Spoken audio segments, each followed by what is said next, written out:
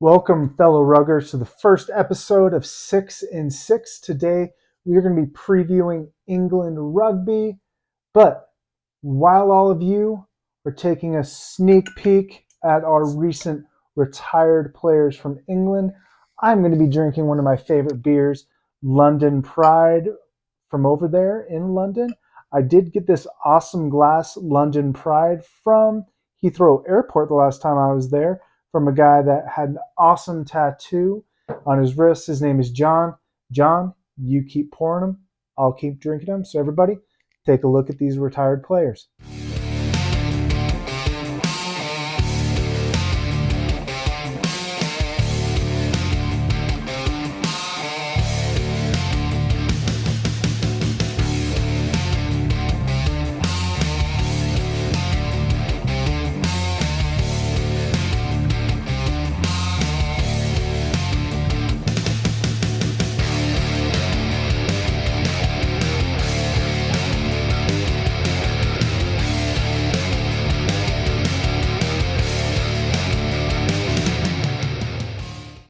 Cheers to all those recent retired players. Thank you for all you've done for the sport of rugby, and congratulations on your retirement.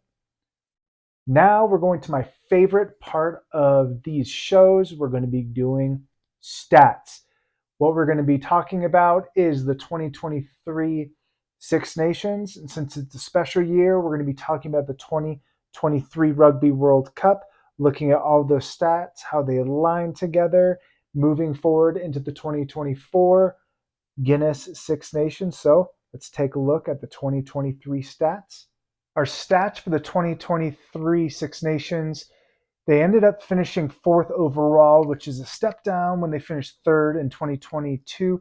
Even though they finished fourth overall, they did dominate in a few critical categories. They were first in scrum win percentage, and they were also first in line-out win percentage. In the game of rugby, if you can dominate in those two areas, you really set yourself up for success. I mean, if you can win in the trenches in the scrum and get the line out in order to kind of bring you forward in that area, it really opens up the whole field, opens up all of your opportunities. Even though they didn't finish top in all those other categories, it's kind of interesting and also intriguing to have them finish first in those two categories. And maybe that might help them moving forward in the 2023 Rugby World Cup. So to find out, let's go to those stats. As far as the 2023 World Cup goes, they did finish first in Pool D, 4-0 record, 18 points, 111 in that scoring category. They did end up losing in the semifinal to the champions, South Africa, 16-15, one of the best matches I've seen in a long time. They did end up beating Argentina in the bronze medal game, 26-23. As far as team stats go, they did finish third in points with 221. They finished second in tackles with 869. As far as individual stats go, Owen Farrell had the most points in the cup for 75, and then Ben Earl was second in tackles with 80. From what we can see from the difference between the 2023 Six Nations to the World Cup, there's a big difference. When you finish fourth out of six, then you finish third out of 20. They not only blew out some of their opponents, but I mean, looking at how they played against South Africa and how they played against Argentina, those matches were so close, evenly matched. So when you stay that close to the champion, like that's something to go home proud on. I mean, I know you didn't win, but that's still progress. So you see where they were, where they are, and in 2024, it might be a little different. I don't know. I'm still going to try to figure this out. But according to Rugby Pass, they are going to be without Tom Curry for an injury. And according to the Six Nations, they're also going to be without Owen Farrell for personal reasons. So I hope, one, I just hope that you both are okay.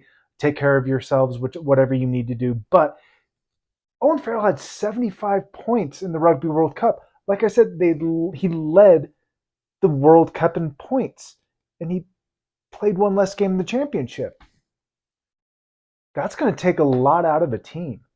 So you add those two players, then all of those players, all of those caps with Ben Youngs, and you have all those players that were really solid players for the nation. You take all of that out, it's going to be tough to kind of see what's happening with some of these young players and how they're all going to respond moving to 2024.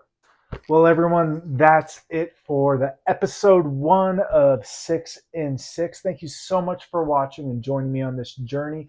Please don't forget to like, subscribe, comment. Also, follow us on Instagram and Facebook. Would really appreciate that. And I look forward to talking to you guys next week as we look over France.